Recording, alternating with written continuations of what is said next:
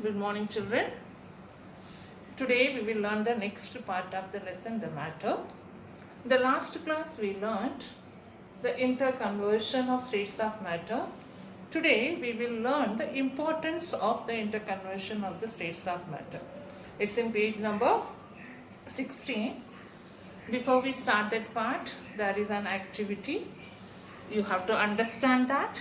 It shows that how evaporation leaves cooling in its surrounding. So when anything evaporates, that evaporation causes cooling. We have experienced it in our day-to-day life, and this why it is so, that is because of the process of evaporation. Nowadays we are all using the hand sanitizer. Here I have taken, you know that this sanitizer, when we use it, it contains some methanol, and when we pour it in our hands, you can feel that cooling. It evaporates, and when we spread it on our hand, you feel that cool in it. Why that cooling is? It is because of the substance, the liquid which we have taken in our hands absorbs the heat of our body, and when we loses the temperature we feel cool. So that is because of evaporation. So when any substance, any liquid evaporates, it takes the heat of the surroundings. So our palm, when we pour it, it takes the heat of the palm or our body. Because of that we feel cool. We lose some of the temperature, so we feel cool, and it is because of the evaporation. That is what it is given in your book with some other example. And we feel cool after taking bath also. It is because the water evaporates from our body by absorbing the heat from our body. So evaporation causes cooling all around. Now, importance of changes of states of matter. Water is converted into steam on heating. We know that steam engine, and when the steam forms, it generates some kind of power. That power is electricity. So with water we can produce electricity by converting water into steam form, and it is used for producing electricity, hydroelectricity. And water is converted into steam on heating. The steam is used to generate electricity and to run turbine, and water can be changed into ice on cooling. And these are the application we use it in our day-to-day life. Ice is used for cooling purposes and to get liquid water. So we use the conversion in our everyday life. LPG gas, what is it? LPG, liquefied petroleum gas. LPG, the full form. Liquefied petroleum gas is used for cooking purposes in houses. This cooking gas is transported in gas cylinders after liquefaction.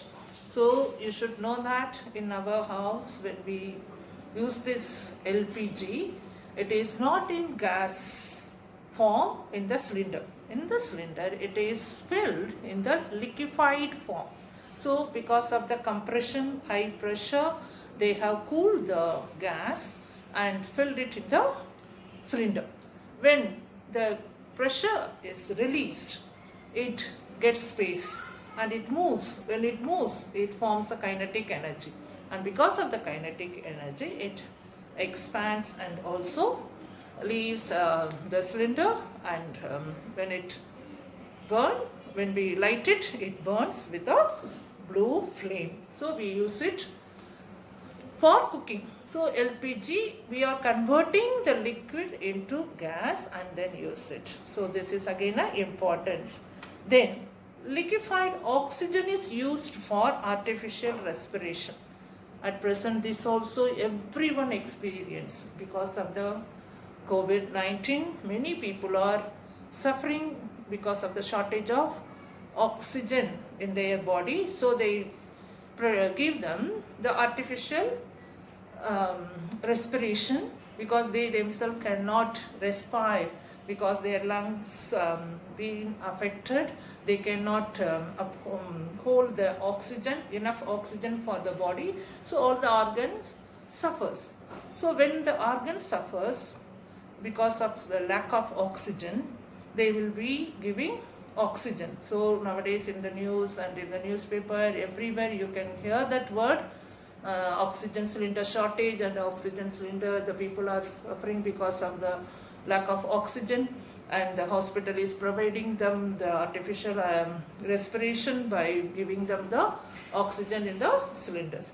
So liquid oxygen. So in the cylinder, you see in the news and also in the thing, you can understand that that is also liquefied oxygen which is used and is used for artificial respiration. It is obtained by the liquefaction of oxygen gas.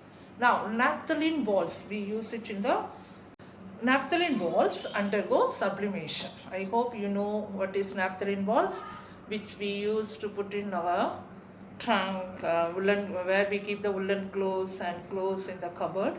We use it to keep the insects away from the clothes which we keep in the cupboard. So it undergoes sublimation. On its own, it vaporizes.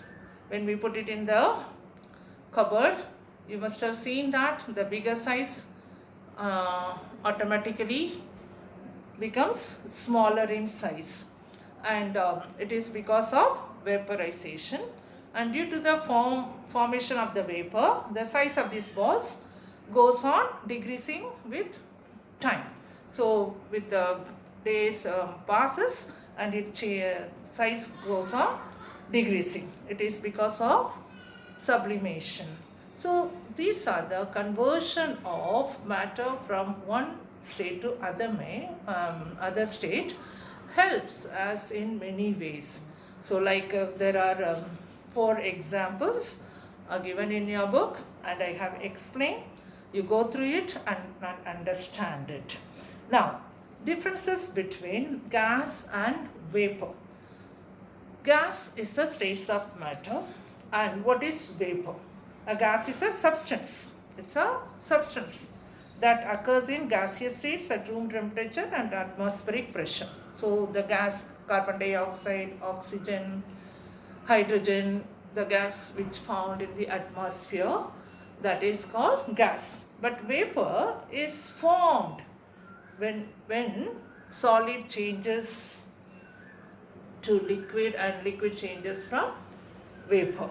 So by heating, like this also, a solid directly changes to vapor without changing it liquid. This is called vapor.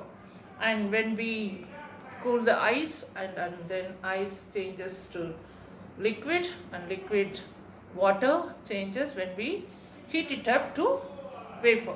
That is forming of one states of matter to other states of matter. That is called gaseous state or vapor. It's under some condition. On its own, it won't exist in vapor. So here, what is the difference between gas? Gas is a substance, but vapor is the formation of conversion of one state to other state by absorbing heat. And gas exists as gas at temperature equal to or more than the boiling point of its liquid state. And vapor exists in gaseous state at a temperature below the boiling point of its liquid state. That means evaporation, when it forms below the boiling point. That is vapor.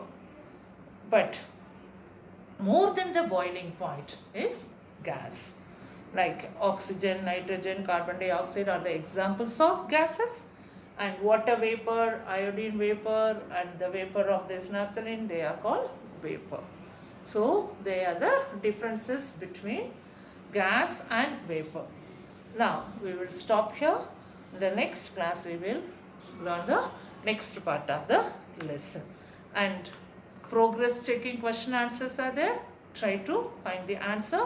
After completing the lesson, I will discuss all the question answers which are given in the practice checking and also at the back.